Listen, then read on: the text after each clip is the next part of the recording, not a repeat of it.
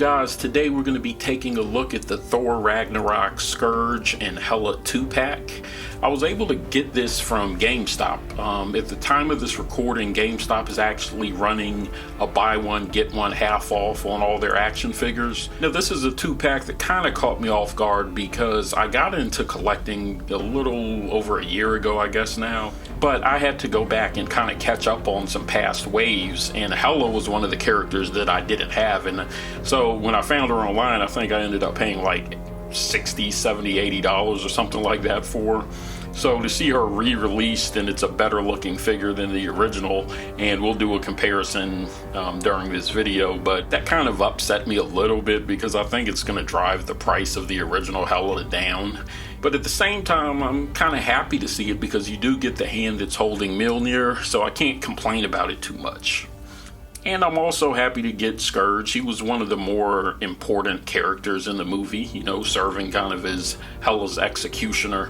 One thing I will say about these guns is like they had an infinite amount of ammunition, and it drove me crazy. It's one of the scenes in the movie that absolutely drove me crazy because he was like fully auto firing that thing and had to put out about 400 rounds out of a 30 round mag. And it's just one of those things that irks my nerves. It's like, come on, man. Like, at least show him reloading the thing or something, but whatever.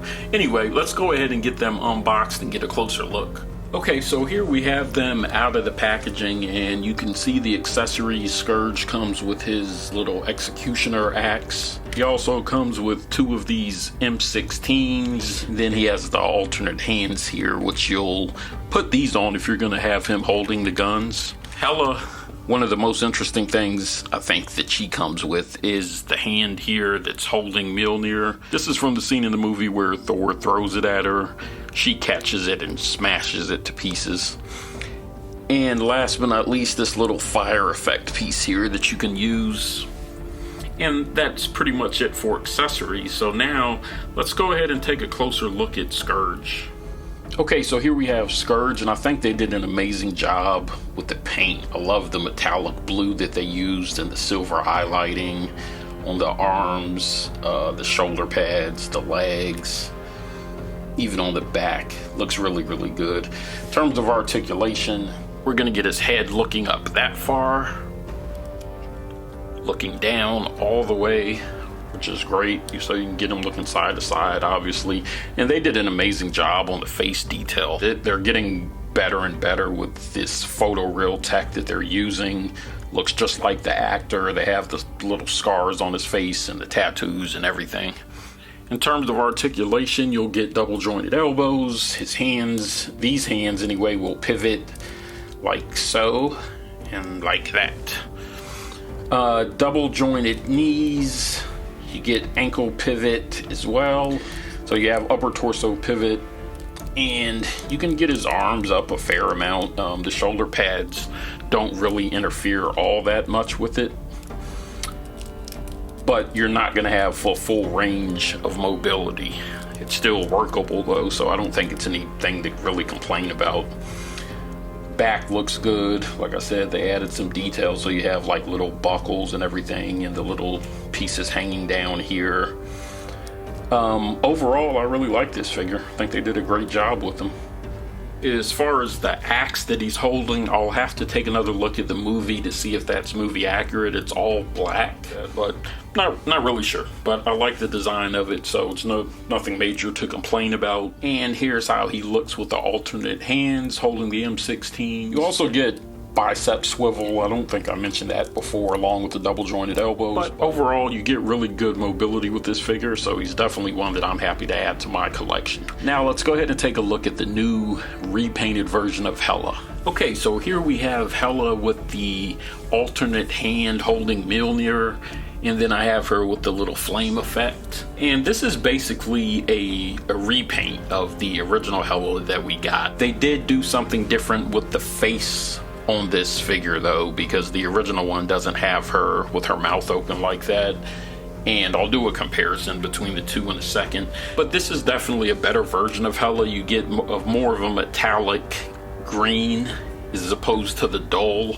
And In terms of articulation, it's nothing new from the original Hela. You get thigh swivel, double jointed knees, ankle pivot, single jointed elbows, and you can get her head looking up pretty far. You can get it tilted back about that much,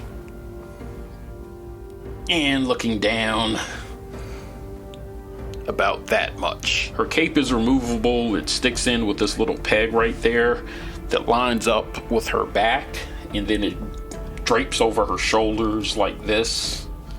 So you can just stick it in there and then have these two pieces hanging over like that, and looks really good.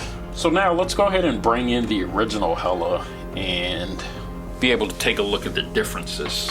Okay, so here we have the new version of Hela and the older version of Hela, and you should be able to see a lot more vibrancy in the paint on this, more of a metallic green on not only the detail on her suit, but also on the cape itself. On this, it's more of just a dark green. The face sculpt also on the original one, her eyes are whited out. The new one, you can see her eyes, the pupils of her eyes clearly, and her mouth is open. And the original, she has green lipstick on with kind of a smirk. And the original also came with this head sculpt here, but it has her hair kind of wild and a little shading around her eyes, but she does have the pinkish lipstick on. And so with the new head sculpt here, you can see that her hair is more straight back and she's in a more relaxed mood. Here you can see she's kind of upset, like I said, and her hair is draping over her face.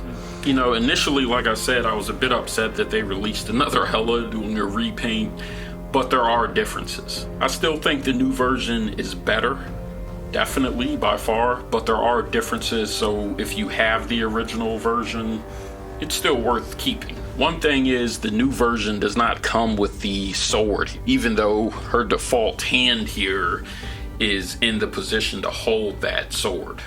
So that's one thing to note. But overall, if you had to choose between the two, you're definitely going to go with the new version of Hela. You know, there's no comparison. So now let's move on to my final thoughts on this 2-pack.